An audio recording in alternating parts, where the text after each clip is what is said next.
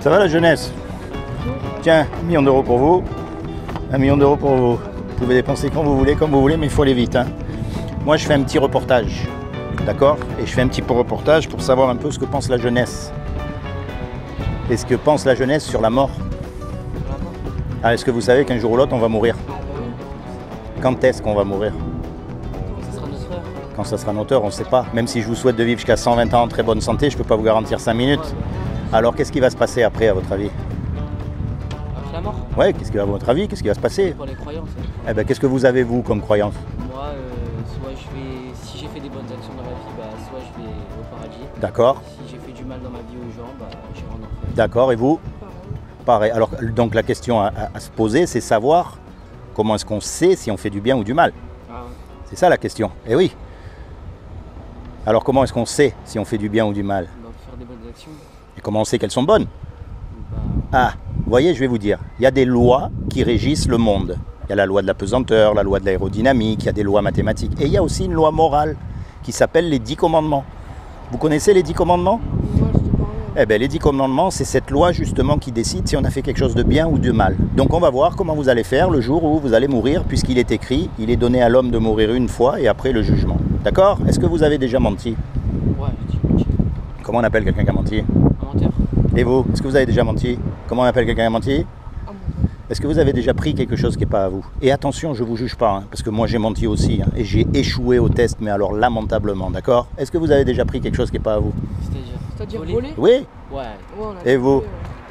Bonjour, allez-y. Eh bien, vous arrivez bien, on est en train de faire un reportage. Voilà. D'accord? Pour savoir un peu ce qui allait se passer après la mort. Mais c'est pas grave, on en a pour 2 minutes, c'est rapide. Okay. Donc vous avez menti, vous avez volé. Est-ce que vous avez toujours obéi à vos parents? Non. Bon, donc si vous mourrez là dans 5 minutes, vous allez être confronté à cette loi-là. Ah, ouais. Vous allez être déclaré coupable ou innocent? Coupable. Et si vous êtes coupable, enfer ou paradis? Enfer.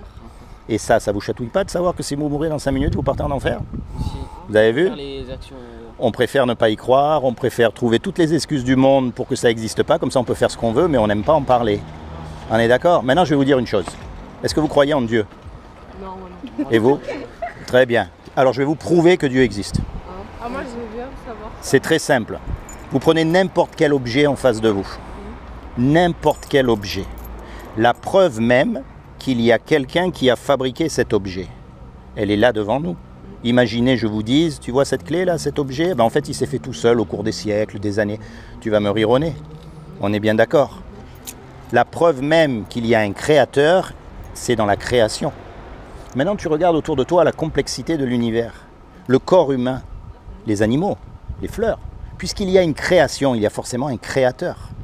Maintenant tu sais, le problème c'est qu'on mélange religion et Dieu. Et ça il ne faut pas. D'accord ? Donc pour nous éviter justement d'aller en enfer, ce créateur, ce Dieu qui nous aime, parce que c'est lui qui nous a fait, et un créateur ça aime ce qu'il crée. Un musicien ça aime sa musique, un cuisinier il aime la cuisine qu'il fait, c'est vrai. Donc il nous aime parce qu'il nous a fait, et il ne veut pas qu'on aille en enfer. Donc il a fait quelque chose pour que vous et moi, malgré qu'on soit coupables, on puisse éviter d'y aller en enfer. Est-ce que vous savez ce qu'il a fait? Il a créé les bonnes actions. Il y a 2000 ans, il est descendu lui-même sur terre. Et il a pris une forme humaine. Il s'est revêtu d'un corps qui est Jésus. Et il a dit, quiconque croit que Jésus est le Fils de Dieu et qu'il est ressuscité des morts, il aura la vie éternelle à mes côtés. Mais attention, c'est pas le Jésus que vous voyez sur la croix comme ça, non. D'accord? Les démons aussi y croient. Il y a une clé là-dedans. Et la clé, c'est ce qu'on appelle la repentance. Alors moi, mon but, c'est pas de vous amener dans une église, dans une institution, dans une secte, tout ça. Non, quand vous êtes tout seul. Commencez à penser à ces choses-là. Parce que vous ne savez pas quand vous allez mourir. Je ne peux pas vous garantir une demi-heure. On ne sait rien de ça. Mais une fois qu'on est mort, tout ce que je sais, c'est que c'est trop tard. Donc quand vous êtes tout seul, commencez à parler à Dieu. Commencez à lui dire, moi j'y crois pas. Commencez à lui dire, moi j'ai des doutes, moi j'ai du mal. Qu'est-ce que c'est l'autre gars, il vient comme ça, il me parle de Jésus, machin, il me fait rire. Mais c'est ça que Dieu veut. Vous savez pourquoi? Parce que vous êtes unique. Vous savez que vous êtes unique, il n'y en a pas deux comme vous? Ah bah oui. Non mais attendez, mais ça, depuis que le monde existe, il n'y en a jamais eu deux comme vous. Et qu'est-ce que ça montre ça? Ça nous montre que ce que Dieu cherche, c'est une relation personnelle avec vous, qui ne sera pas la même qu'avec moi. Alors bien sûr, on ira dans le même sens, Mais Dieu, il veut vous aimer, il veut vous protéger, il veut vous conduire, il veut vous guider.